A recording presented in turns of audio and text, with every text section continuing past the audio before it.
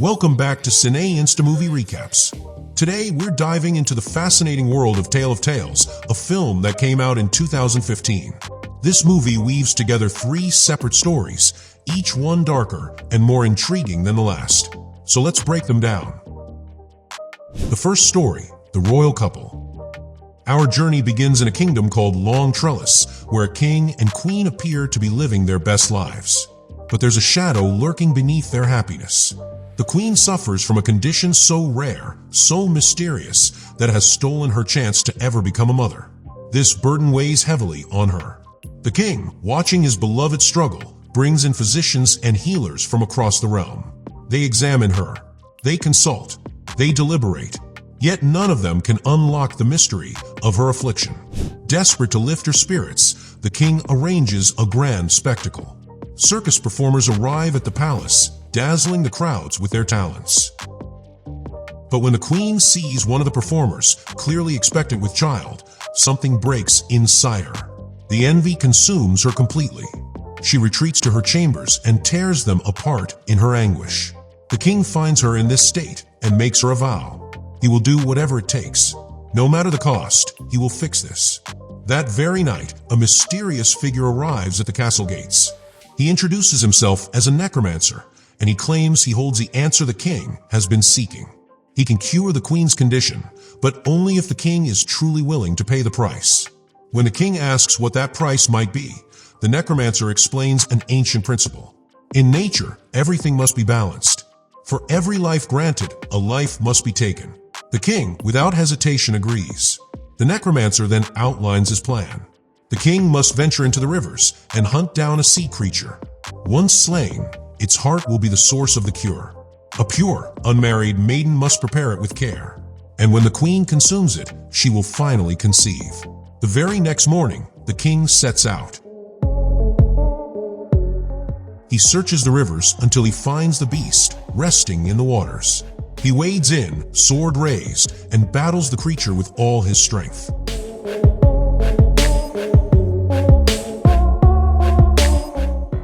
He defeats it, but at great cost. He's mortally wounded, his body failing him. Yet with his final breath, he manages to cut out the creature's heart and bring it back to the castle. A young maid at the palace is found to be untouched and pure. She's given the task of preparing the heart. As she works over the flames, something extraordinary happens. She feels a strange sensation wash over her, and she becomes pregnant. The queen then consumes what the maid has prepared. And just like that, she conceives as well. When the time comes, both women give birth on the same day. Two boys enter the world simultaneously. They look identical, bound by something far deeper than blood. The queen's son is named Elias. The maid's son is Jonah. 16 years pass. The boys have grown into young men. The queen has found joy again in her son Elias, believing she's been given a second chance at life. But there's something unusual about both of them. Their hair carries a peculiar white tone, a mark of their supernatural origin. And despite the vast difference in their social status, the two share an unbreakable bond. The queen despises this friendship.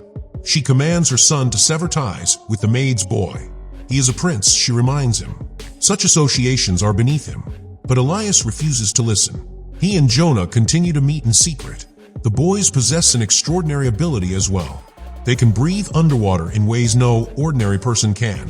When the queen learns of their continued defiance, she turns her anger toward the maid. She issues an ultimatum. Prevent your son from seeing Elias or face exile. But the two young men remain undeterred. They keep meeting. They keep growing closer. One day, Jonah dares to wear Elias's royal robes and appear before the queen. When she discovers this deception, her fury knows no bounds. She orders Jonah to leave the kingdom immediately. Elias tries to stop him, but he cannot. Before departing, Jonah takes out his knife and cuts deeply into a nearby tree. Water begins to flow from the wound. He turns to Elias and tells him something he'll never forget.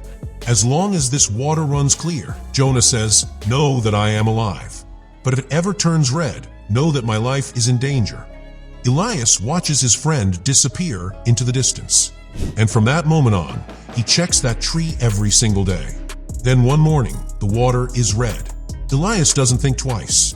He abandons the palace without telling his mother and sets out to find Jonah. After a long and difficult search, he finally discovers his friend's home. But Jonah isn't there.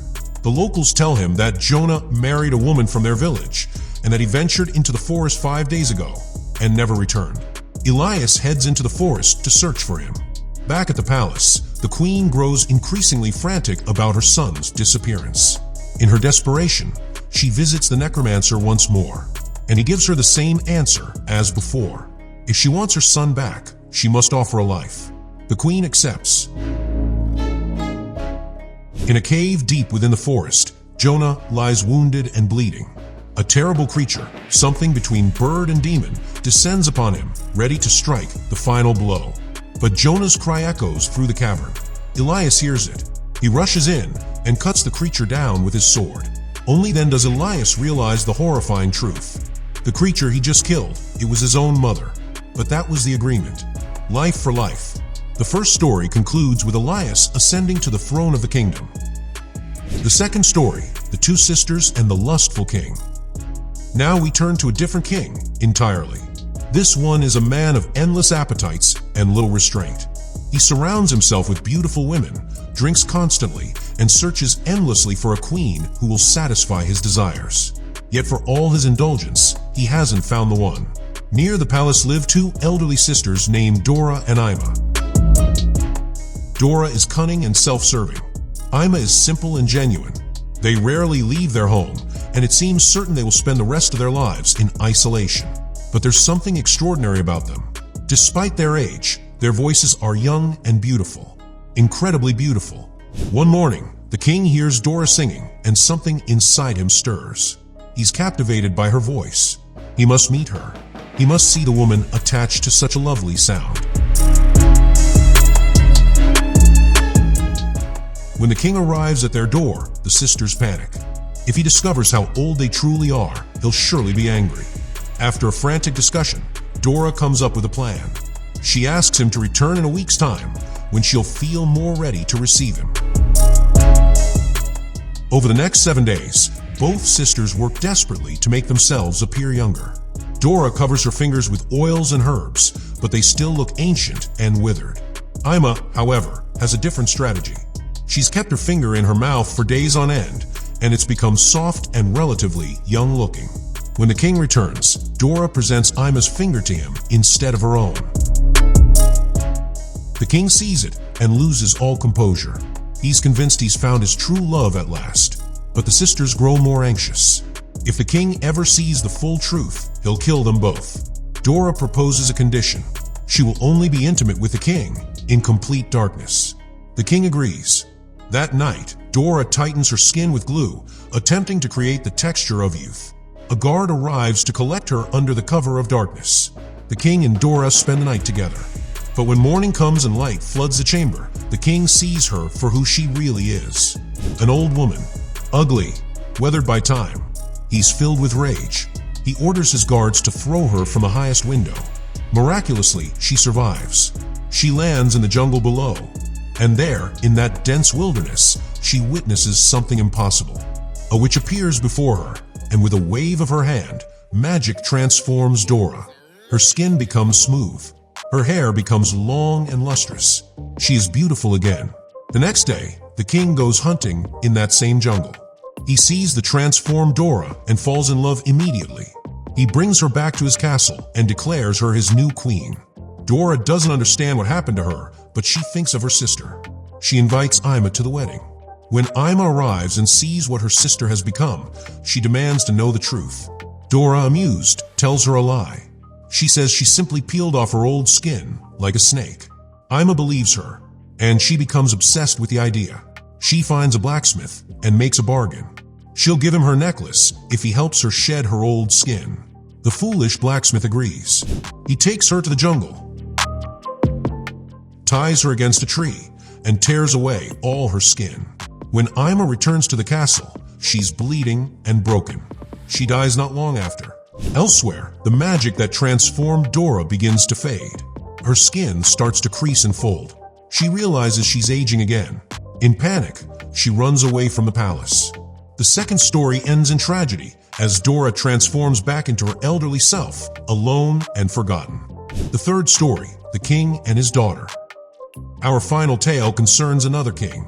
His queen died long ago, leaving him alone with his daughter Violet, a girl he never truly loved. This king is unusual. One day he notices a small insect on his hand, feeding on his blood. Instead of brushing it away, he allows it to stay. He becomes fascinated by it. He keeps the parasite in a glass box and feeds it his own blood every single day. As years pass, the insect grows. It becomes enormous, bloated with the king's blood. It becomes his obsession, his companion, his only true love. Meanwhile, Violet has blossomed into a beautiful woman. She dreams of love, of a prince who will cherish her. But her father is too consumed with his parasite to notice her or her desires. Then one day, the parasite dies. The king is devastated. His world crumbles. In his grief, he peels the skin from the dead creature. Then he turns to his daughter and announces that it's time for her to marry. He will hold a competition, he tells her. Whoever can identify this insect will win her hand. The winner will become her husband. Violet is torn. She wanted to choose her own path in love, but she agrees to her father's plan. Announcements spread across the kingdom. The king displays the parasite's skin in the throne room. Many attempt to guess what it is. No one succeeds. After all, an insect of such age and size is utterly unknown. Then a grotesque ogre appears at the palace, requesting entry to the competition. The king hesitantly agrees. The ogre leans in, smells the skin, and immediately calls out the correct answer. Violet hears this and runs to the highest point of the castle. She stands at the edge of a roof, ready to end her life rather than face marriage to such a creature. But the king stops her. He cannot break his word. She must accept her fate. Devastated but resigned, Violet goes with the ogre. He carries her far into mountains, to a dark and isolated place. For many days, she weeps. But then one afternoon, she sees another woman on a distant mountainside. She cries out for help and tells the stranger everything. The woman listens and promises to return with aid. The next day, the woman comes back with her family. Together, they begin to rescue Violet, helping her climb down the mountain. But the ogre appears before they can escape. In the chaos, they manage to cut the rope, and the ogre falls to his death. Yet their victory is short-lived. The ogre returns again, impossibly alive, and hunts the family one by one. They all fall to his brutality. He chases Violet into a cave, backing her into a corner. He embraces her, holding her close. Violet pretends to return his affection to care for him. And when he's distracted, she draws a knife and ends his life.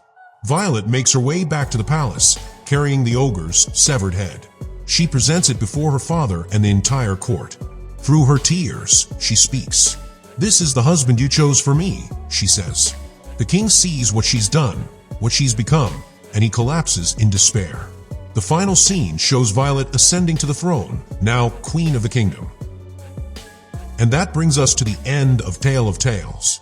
3 stories, 3 kingdoms, all connected by magic, by sacrifice, by the consequences of desire and desperation.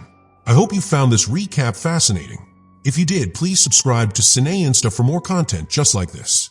Hit that like button to support us. And if there's a movie you'd love us to recap, leave a comment down below.